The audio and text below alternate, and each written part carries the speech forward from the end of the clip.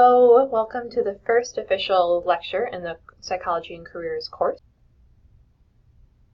Today we're going to be discussing career development theories, and for context, the reason why we're discussing this as the first lecture of the course is that it provides some nice context. Throughout our different lectures, we'll be asking you to consider different careers, explore some ideas further, really think about what you're looking for in a career. And in order for some of those pieces to make sense, it's nice to think of the theory behind the searching and the developing and the exploration that we're doing. Hence, the Career Development Theories lecture. Now, my intent today with this lecture, we'll see if we can actualize it, is to go through the slides relatively quickly, only because some slides and some theories will make more sense to some than to others. And I want you, the student, to be able to explore whatever is calling out to you more deeply. And if there's a theory that doesn't resonate with you, I want you to be able to skip past that. So know that there's a lot more information on the slides that we're going to cover, but the slides are also posted on Blue Line, so you can explore those deeper to respond to the analysis. All right, so today we're going to discover how career theories have developed over time and understand how career theories can influence our own career exploration. And we're really looking at 4 different areas of theories today. One is trait-oriented theories, which I think is the most popular. When we think of career development, we often think of, well, what type of personality do I have that's going to be associated with a career? That's trait-oriented theory. We'll also look at social learning and cognitive theory, which is a little bit more of like, what do we learn on the road? We'll talk about developmental theories, looking at stages from birth to death and how those connect with careers, and then also person and environment theory, which is one of my favorites, and we'll touch on that briefly. Okay, so let's get into the meat of trait-oriented theories. In essence, trait and factor theory, you may have heard this in your RSP course. We have different people to thank for trait and factor theory. One is Frank Parson, and so coming up with this idea that, oh, your personality type could impact the type of careers that not only you enjoy, but are compatible with. So maybe you really enjoy the idea of engineering, but you really can't get along with anyone who's doing that type of work. Therefore, that career might not be the right fit for you. John Holland would be the other person we think of alongside Frank Parson. He was working on Frank Parson's theory, but what John Holland did, and what I think you may have seen through your RSP courses, is the strong interest inventory. And so really this is breaking down, here we'll go to the next slide, that people have 6 different personality types in essence, and we tend to lead with one of these personality types, and 2 of these personality types are our secondaries. So we have realistic, and those are people who like to work with their hands. They prefer things over people or ideas, and it could be someone who likes to garden, it could be a doctor, what have you, working with the hands. We have investigative, so those are people who really appreciate and value ideas and thinking through projects or thinking through problems, probably don't appreciate a super structured environment. And then we have people who are artistic. Definitely does not mean you have to be adept with a paintbrush or that you're musically inclined. It could mean that, but it really is more that you're thinking of problems from outside the box and you have a different approach to thinking creatively or thinking innovatively. And so it could be maybe a philosophy major or a theology major would be just as home in an artistic personality type. We have social, those are people who are motivated to help others. And so really getting behind listening, nurturing, counseling, things of that nature. Enterprising are also people, but more on that influencing spectrum, interested in maybe motivating or developing others. We would think of this potentially more of a business capacity. And then we think of conventional as the last personality type, and that's going to be someone who potentially adept with working at numbers, more likes working with data or has significant clerical ability. Okay, so then we have these personality types, and John Holland also thought that occupations have similar personality types. And so we tend to go to different occupations where we feel like we are going to be compatible. So for instance, if we lead with social and we also have artistic, then we may appreciate going into an environment where we can be a teacher, where we can think creatively about how to develop the children, and we're getting to work with children or people on a one-to-one basis every day. And so that would really work with our different personality types. Now, if the strong interest inventory is interesting, I'll link that on the Blue Line page so you can look at that a little bit more. You can take that for free through the Career Center. And so that's a nice tool to use as well. Okay, so we talked about trait learning real quickly, going into social learning and cognitive theories. And so this is developing, it's coming from a different side than this trait theory. So one of the main theorists in this area is Albert Bandura. And so this idea that, well, it's not just our personality types that are going to impact the types of jobs we see, but what we even know about jobs is going to impact the type of jobs we pursue. So for example, if my parents have both been working in criminal justice, I know a lot more about criminal justice than I do about other careers. There's a higher propensity that I'm going to go into that career because that's what I know. And so career interests similar to human behavior are subject to change, and by learning more and by exploring more, I'm going to have this ability to really broaden the types of careers that I might be interested in pursuing, which sounds like common sense, but as Bandura is coming onto the scene, this is pivotal stuff. And what I'll talk about on this slide, I don't want to get too far into it, but the ability for us to believe that we're good at a task, our self-efficacy, is impacted by multiple factors. So it's impacted by what we've seen ourselves do successfully. It's impacted by what other people tell us we're good at.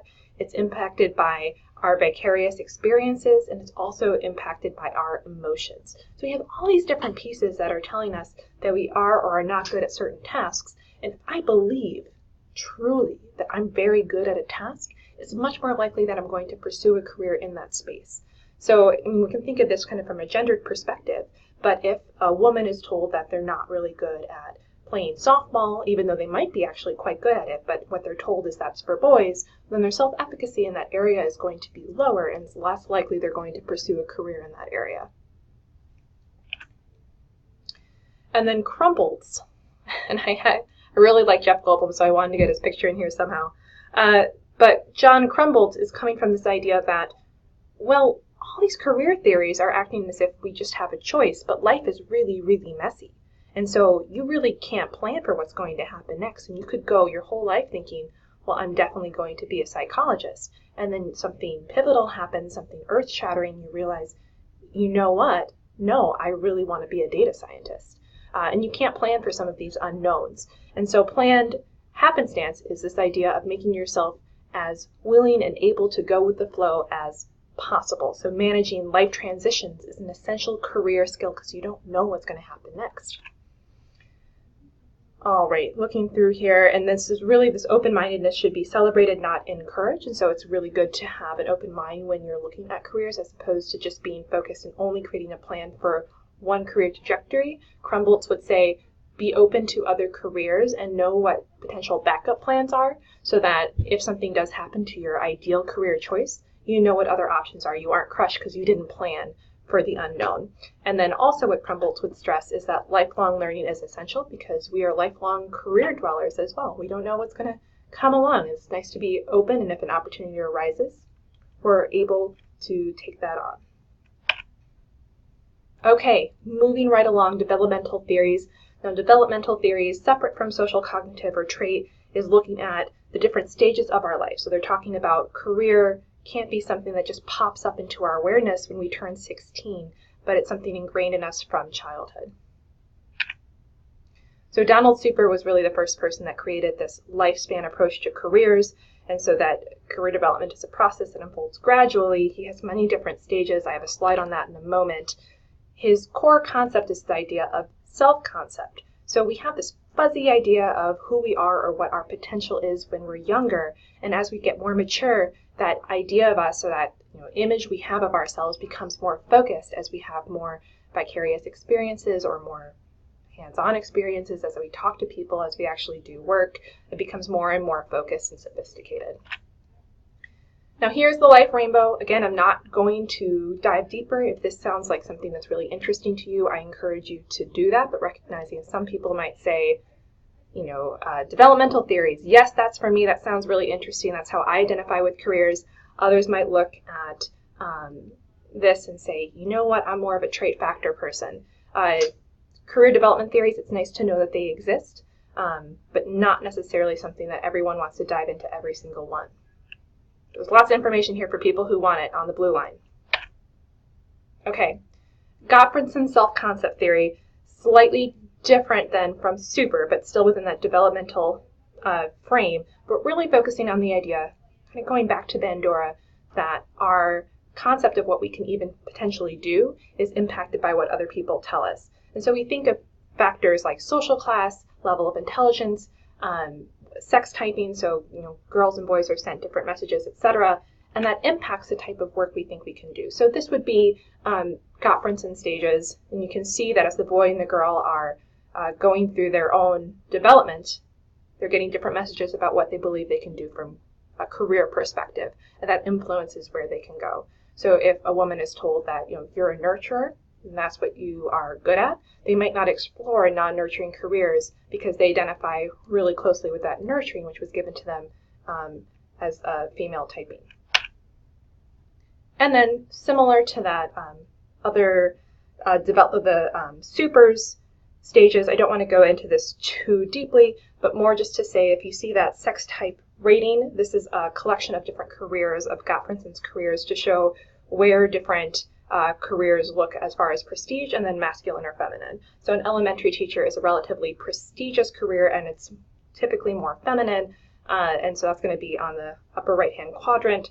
A construction worker is a lower prestige career, and then it's going to be more masculine, and so it's in the bottom left-hand corner. And this is based on survey and data, not just taken out of Gottfriedson's head. So interesting to some this might not resonate. Oh, one more piece on this. When we're looking at our identity and how we describe ourselves according to Gottfriedson, if I think that I want a relatively prestigious career and I consider myself moderately feminine, then I'm going to be having kind of boundaries on the types of jobs I'm looking at based on that information. So this would actually be, high school state real estate agent, kind of right in the middle. That might be where I'm looking, if that's the level of prestige I'm looking for, and then how much I identify as feminine versus masculine. All right, person and environment theories. Overlooked, but I enjoy them enough to include them in this lecture. So bear with me if it's not your thing, okay? Okay, so we've got Mark Savickas, I don't know how you pronounce his name, but this idea that individuals construct their own reality or truth. And what I love about this is that, here, let me go to the next slide, is that you and I could have the exact same job, and we could have a very different construction of what that job means to us. So for those of you who have seen The Office, I hope I'm not too dated, I hope that's still a popular pop culture reference, but Jim and Dwight have the same job. They're salesmen at a middle-range paper company. But Dwight views that job as very prestigious, and it means a lot to him. He's very proud of that job and what he can bring to the table. And Jim looks at that job like it's a stepping stone. Like anyone could do that job. He could get another job if he wanted to, but it makes money and it's easy, so he's going to do it. Right? So what you bring to the table can impact how you enjoy a particular occupation. It can it impacts how that job feels connected with your identity. So if we look at someone who's potentially a behavioral therapist, they may see themselves as giving back to their community, and that's something that's really important for them, and they're using their native skills of nurturing, of listening, of counseling to help that individual in front of them. And so when they go home and when they talk to people about the type of person they are, that job is impacting who they think they are. And the fact that a career can impact our identity can go different ways, right? Because we could see ourselves as someone who's essentially a helper. Like, I help others. That's what I do. And so if that's how you construct yourself and you find yourself in a job that's not helping others, that could have a negative impact on your identity. Or perhaps your identity shifts to match that job. And either one would be okay. That's what this career construction theory is about. But let's say instead of helping people, you're doing more, you end up going into real estate. And so you realize, well, I'm influencing people. I'm helping people connected with their next dream house. And it's not the type of help I thought I was doing.